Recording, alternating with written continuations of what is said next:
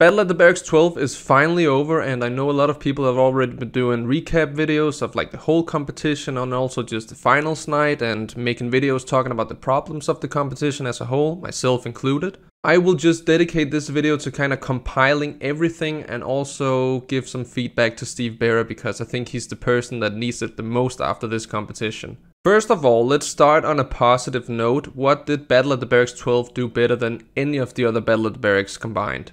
Or maybe not combined, but when it comes to the views of all the battles, it has just been absolutely crazy. And I think a lot of this drama has just made everyone talk about it and pointed a lot more eyes on the competition. So props on that for making something that really got out to the world and got viewed. Even though there might be some bad reasons for it in the end. Another thing where I guess Battle at the Berrics 12 kind of stepped up from the other competitions is just number of participants, which is really cool on paper, but as we've all seen, had some issues when it came to it.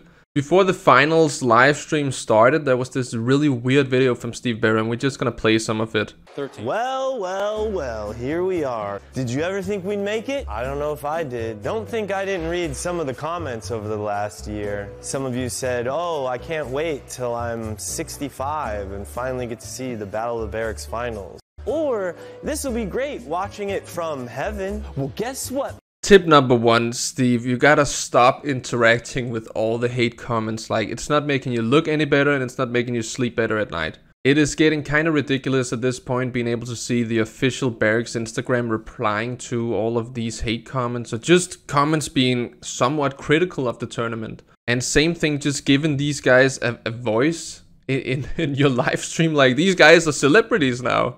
I do sympathize with you all. It's been a long... Not only did we have to deal with 64 people's schedules, we had to deal with COVID, injuries. And once again, for the 100th time, this just seems like making up excuses, right? Injuries, you know, you can't really do anything about that. We've seen that pretty much throughout all of the Battle at the Berrics. The meltdown of the stock market. Like, Netflix what is losing this? a third of its value. Apple taking a big dump. I'm no longer worth anything, and you guys are still making videos about me online. That's one of the problems. Acting like that is gonna make a lot of people react to what you're doing. And also, Steve, you're the face of the Berrics, so whatever decisions you and your team make, you're kind of the person that people are gonna pin it on.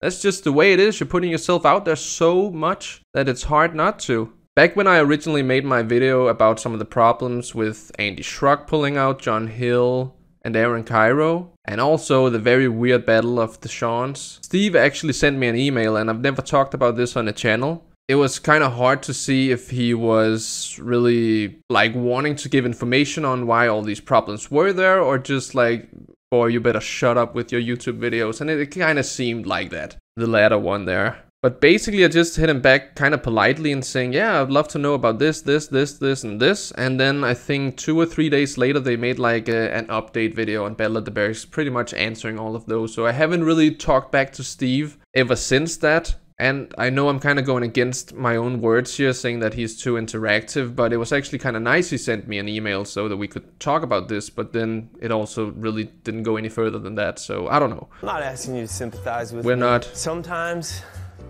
I just need someone to talk to. Steve, you seem like a supervillain, and this is so heartbreaking from someone who used to love you on Birdhouse. I've watched your part in Skate more, probably more than any of the other parts in that video, even day ones. And it's just, oh man, I mean, I teach kids at the skate park and these kids don't know about Steve skating. They're just like that weird man from the Berrics. That's all they know him as. And then, you know, the partner, Eric Costin, is this like legend on Nike. But it's just the way, you know, we gotta think about how we portray ourselves online. So there's a reason why either people are like, wow, I used to love Steve back in the day, but now he's just crazy. And then the new generation that don't know him from back in the day just see him as crazy. Very unfortunate. Steve, get out there, man. Let's just see one of those vert-footed tray flips again, dude. Try some tray flips off the box or something for a video. Remake that old one. I love that. Or the training day videos, man. We just want to see you skate a little bit, Steve. Maybe that's why you've gotten kind of crazy. But now Steve is gonna tell us about all the things that went wrong. All right. Shane didn't text us back. Fair enough. Didn't answer his phone. Fair enough. Jave had to focus on a primitive. That I should wear thing was weird because he was in the pro brackets and then it was like he might not have been replying to any of the messages and then it was like, yeah, we're moving him over to icons. And it just seemed like a weird thing, but that's only one. Bill and Jabe had to focus on primitive video. John Hill didn't want to put up 10K. Aaron Cairo was... Yeah, that was kind of weird with John Hill because he apparently had made that bid and then all of a sudden he didn't really want to. Aaron Cairo, I fully get that.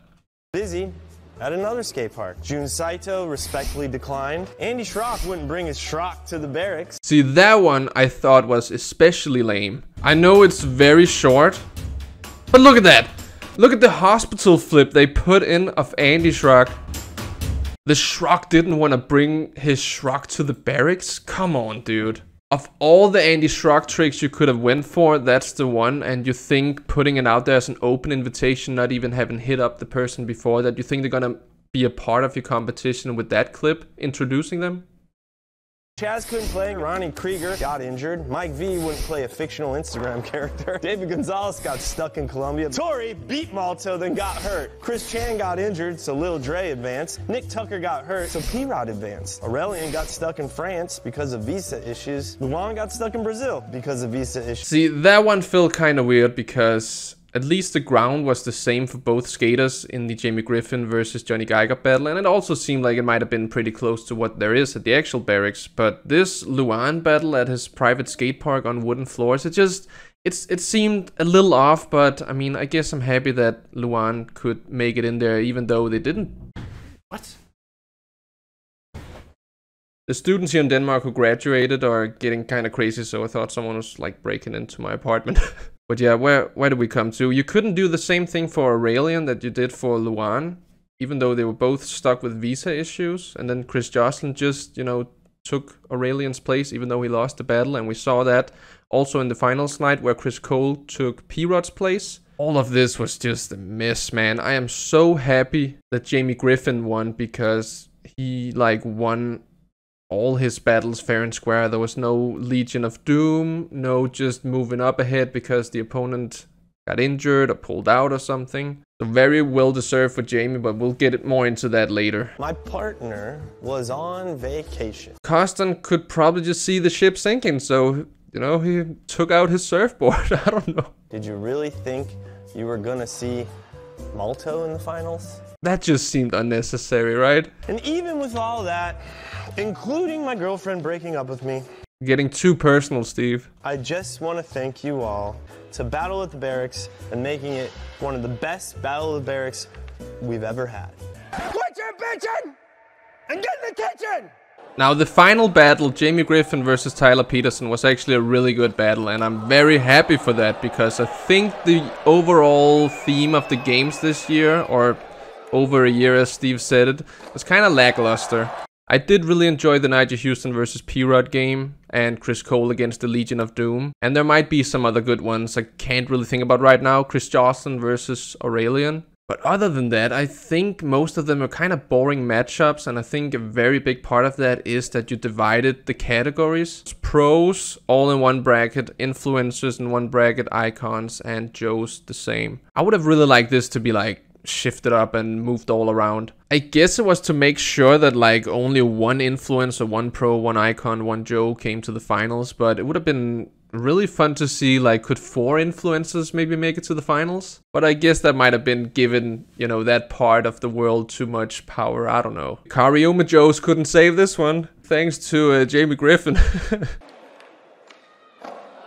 Tyler Peterson really surprised me in this game. I have always thought that he's kind of had a boring style, maybe it's like some boring tricks, but he did really well in this game and really earned my respect. Now, Tori Putwell here, I don't think he should be the judge of a finals game ever again because it was just inconsistent judging and, you know, kind of leaning on the people around him, and I just don't think someone should be in that position when actually judging the final game. I love Tori, don't get me wrong. But yeah, maybe just put Steve in there. I think Steve's pretty good at actually, he's not good at ignoring the hate and influence of people. I don't know what I'm talking about.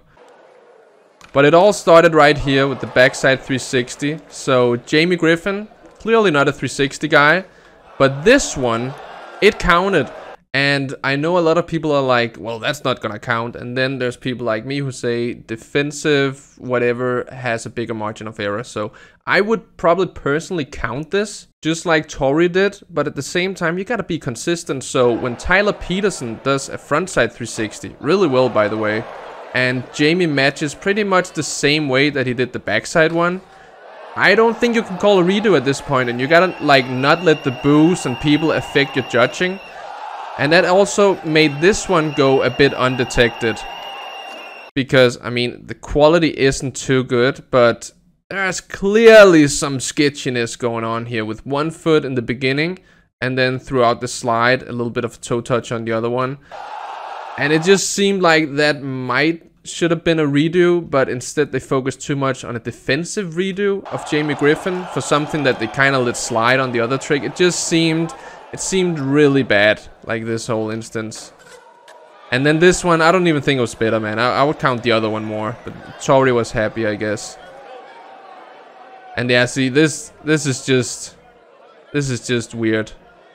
I'm happy they kind of pulled it through after that.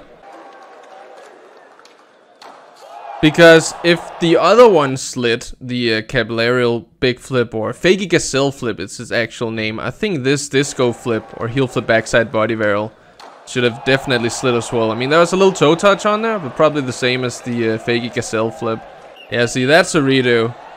You can't change your standards during the game. Like, I think this part of the battle impressed me the most. Like, first of all, setting a Fakey double heel, but then Tyler actually going on and matching it. That was insane. Overall, really good game between Jamie Griffin and Tyler Peterson, and definitely the one I was rooting for ended up winning it, even though I later on heard that Chris Cole actually got promoted to the finals. But yeah, at least he's already won one, right?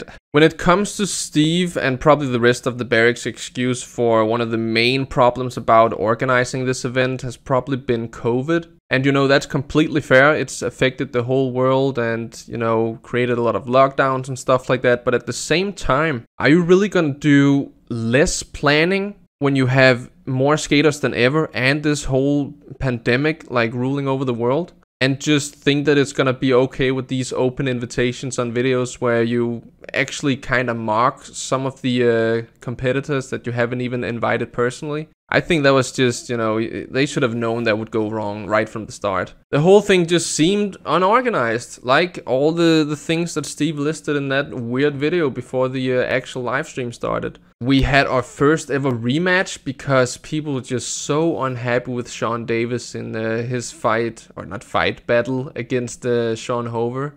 I'm thinking fight because I was thinking about other like events that were being put on while COVID was appearing, like UFC is probably one of the only ones I could really think of, but I think they did it even before that, you know, buying the island and all that. If Steve would have bought an island and just hold Battle at the Berrics there, that would have been really impressive. But I guess they did the best with what they could, and on some points, not. We had the first ever Zoom battles, Luan Oliveira doing 2 of those, I think. First ever battle outside of the US. And then just a lot of people who lost and got back in, and people automatically advancing, which is, once again, I said it earlier, I'm so happy that Jamie Griffin won. Tyler Peterson was also like in 2 places, right? Also, what happened to Ray Corey? Like, I thought he was one of the Kariuma boys. You tell me in the comments if you know, but I think that was it for this video and it for my videos on Battle at the Berrics 12. Oh, wait a minute! I haven't compared it to my original predictions. Maybe we'll do that in another video and really make fun of all the things that went wrong in the brackets. But for now, I think that's enough Steve Berra and enough Battle at the Berrics 12. Thank you for watching. I'll just see you next time. Have it good. Peace out.